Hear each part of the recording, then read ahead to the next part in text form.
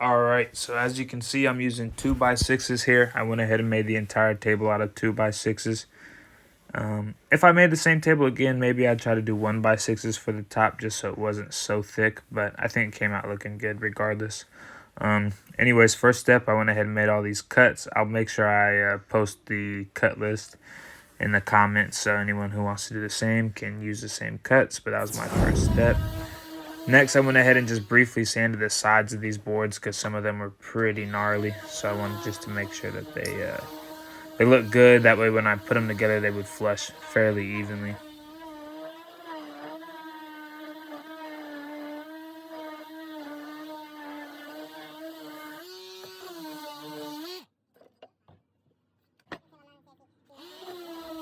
As you can see, I'm just doing a real quick sand here just to knock off that wood that's already splitting off and try to get as even as possible.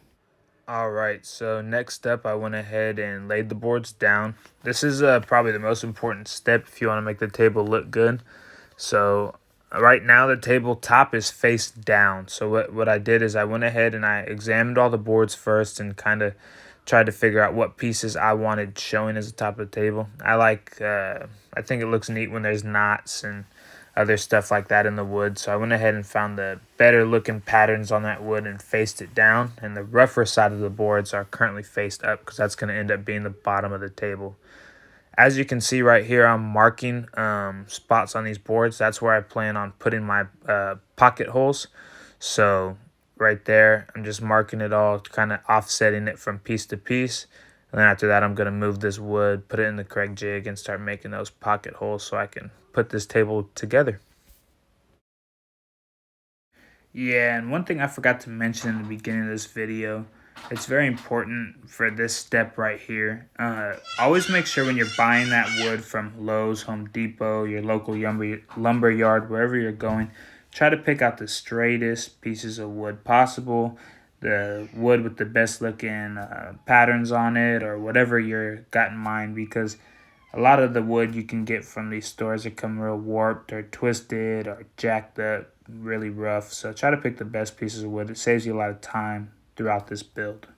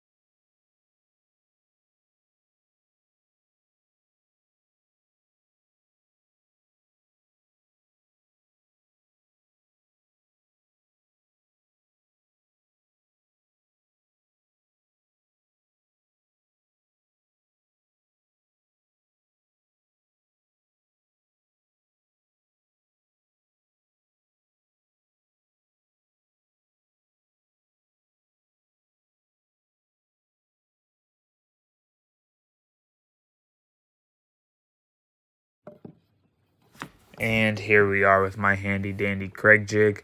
Honestly, this is probably my most used tool in the entire garage. Jig tool, whatever you want to call it. Anyone who doesn't have a Craig jig, I highly recommend you invest. You can get the cheapest version for fairly cheap. This I want to say is maybe $100, but it's definitely worth it if you plan on building any furniture or anything like that. It helps make it so you don't have to show those screws. That way when you look at this table from the top, you don't see any screws or anything like that. So I definitely recommend Craig jigs.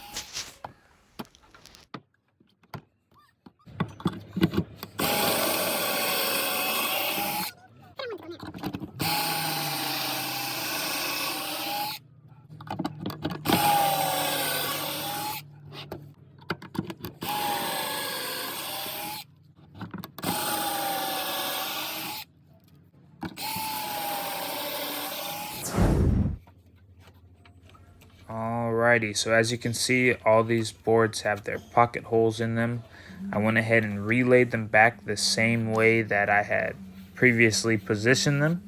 Now I'm just going ahead making sure it's flat and flushed. Oop, as you can see, my son decided he wanted to come help as well, so there he is. All right, here we are. So I went ahead, flushed it, and now I'm drilling these screws through the sides of these boards to kind of connect and make these tabletop as flush and as neat as possible. This is why I spent so much time on those pocket holes. This is how I recommend you make any tabletop.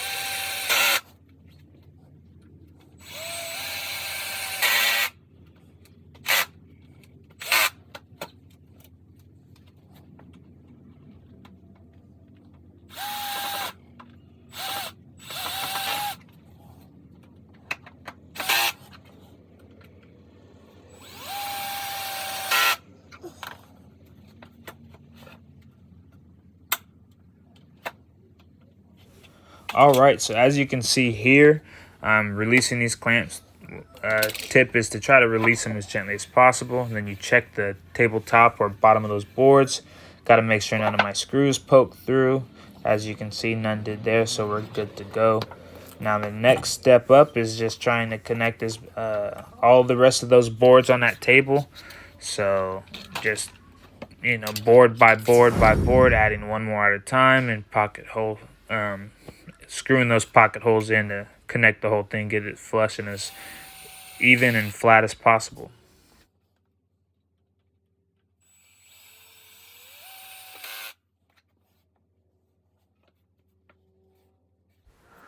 Also, a little tip for anybody who is making a tabletop or anything like that. When you're doing these pocket holes, make sure you turn your drill to kind of a more medium setting. If your drill has too much power going, it's going to end up poking those screws through the front of that table or top of that table. And obviously, then you have either screws poking out or then you have to loosen it. And now you just have a hole in the top of that table. So it's not going to look nice. For me, for my drill, I usually leave it set at about 9 or maybe 10, depending on the type of wood. So for this wood, I kept it at 9 the whole time, bumped it up to 10 every now and again. But obviously, that's going to differ for all the different drills. So just figure out what your drill is and kind of what you're going to need to set that at.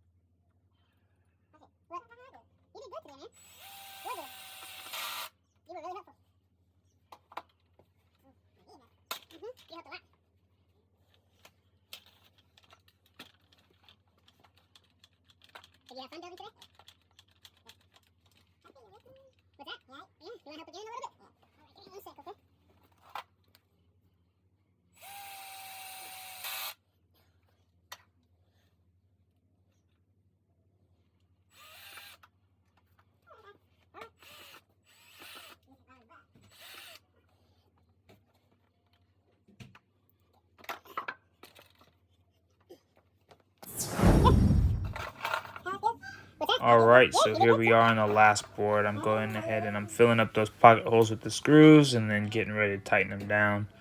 This is the last step for this tabletop, so feels pretty good to finally be getting close to done. After I tighten it all, same thing as before, got to make sure you gently loosen the clamps and check the tabletop to make sure none of these screws poke through.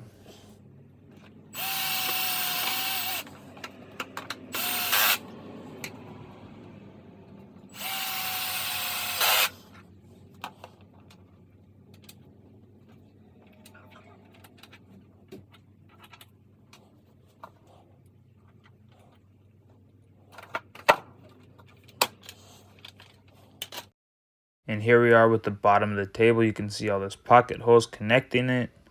And here's the front side of it, okay?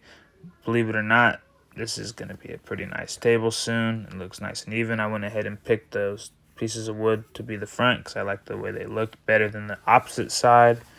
Next step is go ahead and round this thing out. Alright, and as you can see, it's a new day. I went ahead and started rounding this table out. Here I am with the router. Funny story. First, I thought I could make it work with a jigsaw. So I ghetto rigged a little jig, used the jigsaw, and didn't work at all. I kind of jacked up. That's why you can see part of this table is already cut while the other's not. Yeah, that jigsaw didn't work at all. So I had to go borrow my brother's router, and then I went to the local woodworking shop and bought a router jig for round tables, and it definitely worked a lot better, that's for sure. So here I am. What I did here is I went through about a 1/4 inch at a time with this plunge router, so it ended up taking me about, let's say, give or take 6 passes. Each time I just went a 1/4 inch deeper than my previous pass. Made a huge mess and took a while, but it was worth it.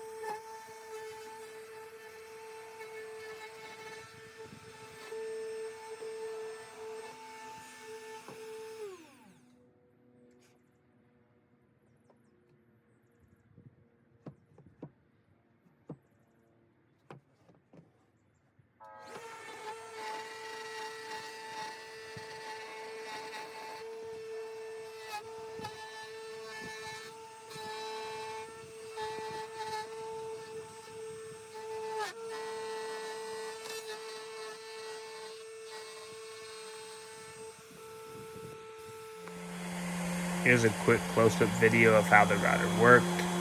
So like I said, I just about a 1/4 inch at a time, taking off a little bit, trying to get that nice smooth edge. This right here is part of the table that I had cut off with the jigsaw, and I thought I could do it that way. As you can see, it didn't work. So going back through with this router is definitely made a big difference and really helped get that smooth, round, flat edge.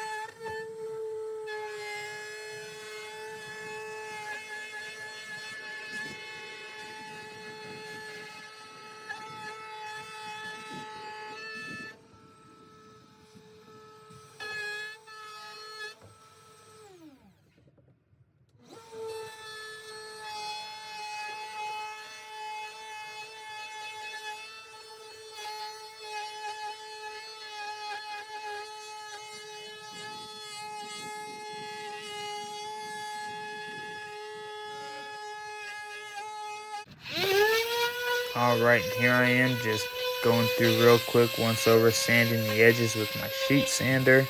Just trying to smooth it out as best as I can. But overall, it came out pretty smooth already. It was a success. I forgot to take a video of me staining, but here's a picture after I put the coat on the top. This is the stain I used, Provincial from Minwax, one of my favorite stains. I definitely recommend. Here we are. I let the stain dry. The following day I went out and I sprayed it with the polyurethane. This is the bottom, so I'm not too worried about getting a good coat on this. It doesn't really need that protective layer as much as the top will. So just a quick thin coat I applied right here. Also, you can see there's that board I put across the middle.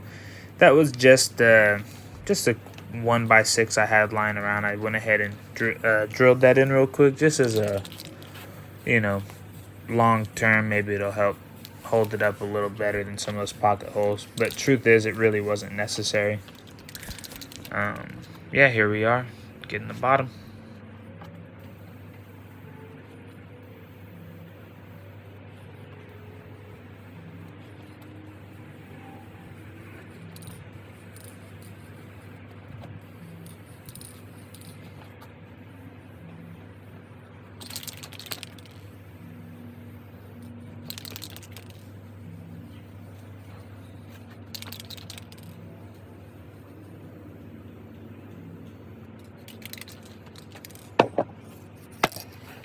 Alright, so I gave it a few hours to let that bottom dry in the sun. Then what I did is I went out there and I flipped it over so I could make sure to get that polyurethane nice and good on the top side of this table. Keep in mind the top side is where people are going to be eating, drinking from, etc. So I wanted to make sure that I got a good amount of polyurethane on top. I have a son, and then I just, you know how messy people can be when they eat, so I want to make sure it's real good. I went ahead and blew off the top of it real quick just because sometimes there's still some leftover dirt, sawdust, etc. You don't want to get that stuck under the polyurethane. So here I am spraying it nice and heavy, just nice evenly across that table. Some people use a can and a rag and kind of wipe it on. I think the spray works just fine for me, but it's all based on preference.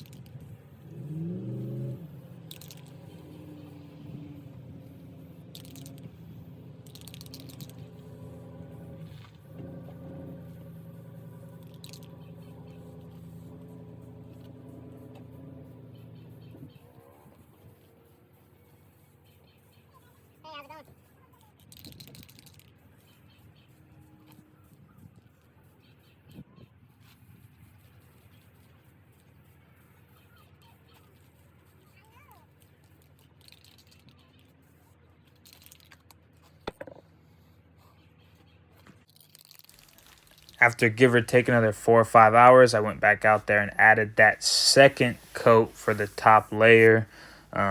It's not quite necessary, but like I said, it is a table. There's going to be lots of drinks spilled and crumbs all over it. So to me, the more the merrier. I went ahead and got that second coat nice and heavy on there just in case. I'd rather it be as protected as possible.